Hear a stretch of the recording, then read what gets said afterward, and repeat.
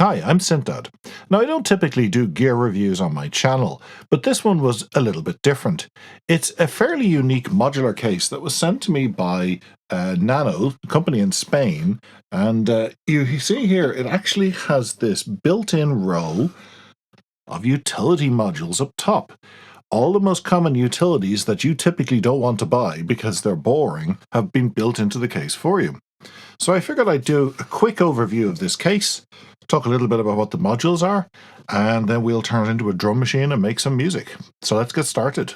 Why don't you leave your comments and thoughts down below and let me know what you think of this type of integrated case design. Is this a design that you like, this integrated strip here, or would you prefer to have a fully open case? Now, normally this is listing for about €650 on Thomann at the moment in Europe, which you would say to yourself is a lot of money to spend for what is, in effect, a metal box. But if you were to actually lay out all of these utility modules in their 1U equivalents on Modular Grid, I priced it out earlier to €450. So we have an amplifier section here with left and right input, and we have some buffered mults here. This is pretty cool. We have this precision adder, so you can input two signals here and you get the sum of them there, and you can also add a precision volt offset. So if you want to send exactly 3 volts into an oscillator to calibrate it, or into a patch to offset, say, a sequence, you can use this.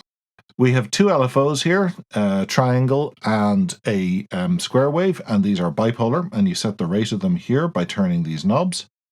The first LFO, the square wave, is normaled into this sample and hold here. So we have a little sample and hold. The trigger here triggers the sample and hold, and it will sample either whatever you patch into the input, or this noise here. You also have a white noise source onto this output. So it's very close to the IntelliGel Noise Tools 1U. Not quite the same, but close. And then we have a stereo mixer for your audio on this side. So this is the audio output side over here. 2 channels, left and right, coming in here. And you have your left and right mix coming out here at Eurorack levels. And you can adjust the levels of each of these left and right, or 1 and 2 channels, using these knobs. These are also multed to those 1/4" jacks I showed you on the output, where they're at line level. So you can patch them straight into your mixer or effects box.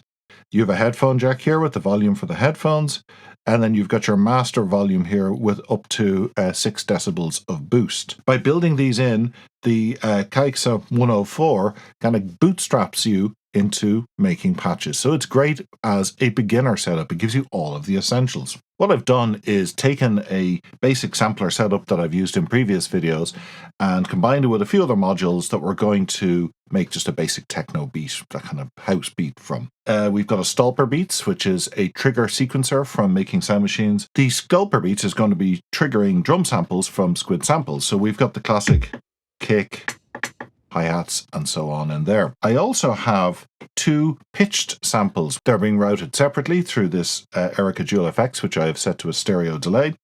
And that then is being sent into the QPass. And I'm going to be modulating those using LFOs here from the CAIXA case. This is the Mark II of the step fader from Tesseract, sequencer that generates CV.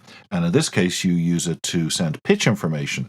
So these are generating the triggers, and this will be generating the pitch information for these 2 samples over here. You can adjust the various levels of each there to get different notes, and you can also adjust the length of the sequence to create different rhythms, and best of all, it's got quantizers built in on the sequencers, so you don't have to worry about quantizing them. One thing I'm going to do, which I actually think was a really clever one, was take 2 trigger outputs here from the Stolper Beats, and I'm going to use the precision adder to merge them, and this will let me mute and unmute individual tracks here to get different rhythmic variations by bringing in and out trigger patterns and then layering them on top of each other. I send that then into the trigger input over here on this sample, on the sample 8, so we could take a listen to that.